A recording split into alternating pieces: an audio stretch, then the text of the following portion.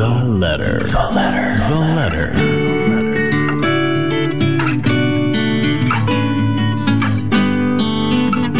Mga kaibigan, sabi ng sulat ni Jade para kay June.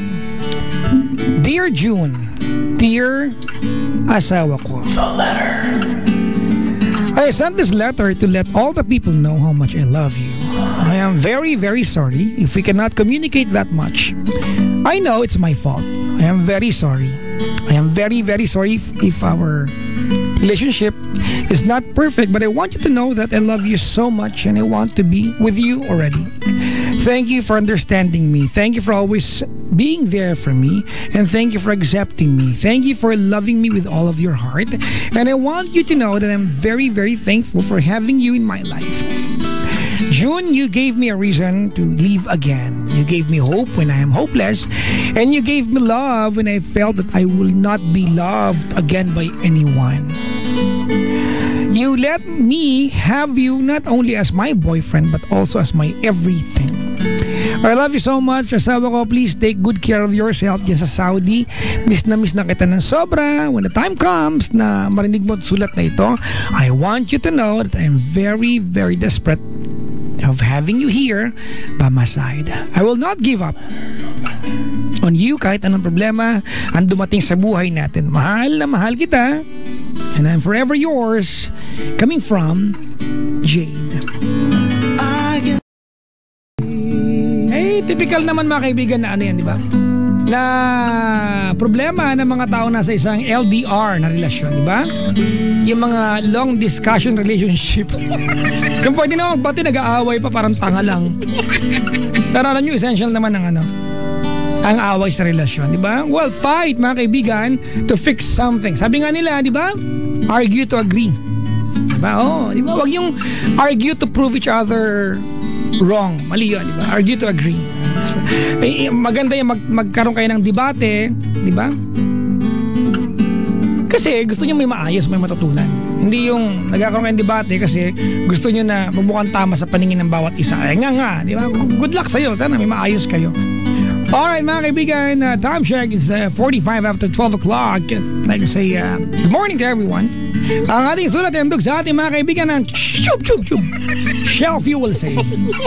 You are always making the good choice when you fill it up with the Shell Fuel Safe. Sino kaway ko? Wala naman. Ano magandang kanta pa? LDR. Gangnam Style. Upa Gangnam Style. Kaya ano?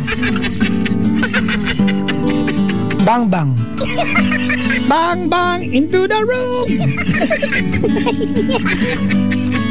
Ano ba yan? Alam ko na. Magkalayong. Ay, tama. Diba? Ito yung mga panahon si Jarly Mambayani natin eh. Magkabilang Anes yan.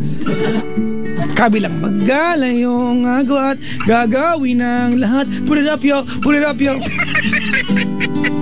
Okay, kaibigan, if you want to be part of this portion, I read letters from Mondays to Thursdays. 2 letters every night, mga kaibigan. Oh.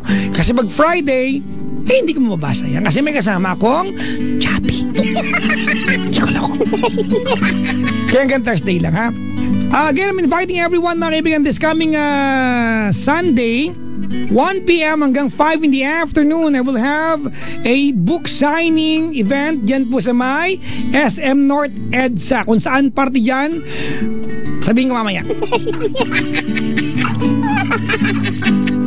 Promise, ha? Oh. Sa may SM North EDSA this coming Sunday. Yung aking book, mga kaibigan, Everything I Need to Know About Moving On, I Learned from Papa Jack! Ang daldal. Yun yung ano, book 2. Yung book 1, mga kaibigan, Everything I Need to Know About Love, I Learned from Papa Jack. Yung book 3, naisip ko na. Diba? Kasi, diba, Everything I Need to Know About Moving On, book 2. Yung book 3, alam ko na. Everything I Need to Know About Astronomy. Tapos biology, chemistry, geology. Pero yan yun na, diba? At least meron akong racket sa sunod. Diba? Di ba yung mga tipong everything I need to know about armpit plucking, ganyan.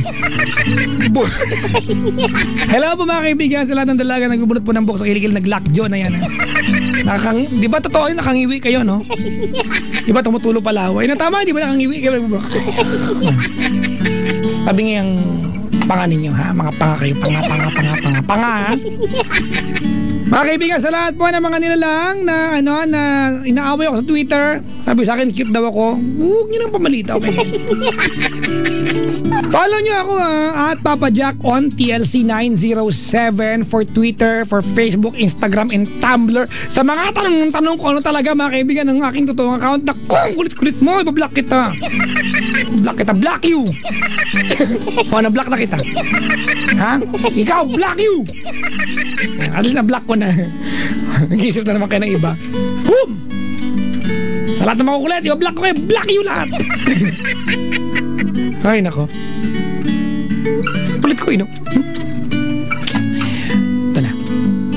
Play na ako ng kanta. Totoo na to. Jerry Lee, mga kaibigan, sa kanyang awiting Magkabilang Mundo. I hope you guys will like this one, but whatever you do not sing along. Ayan, yun na yun. Sisirain nyo yung kanta. Mga kaibigan, Jerry Lee.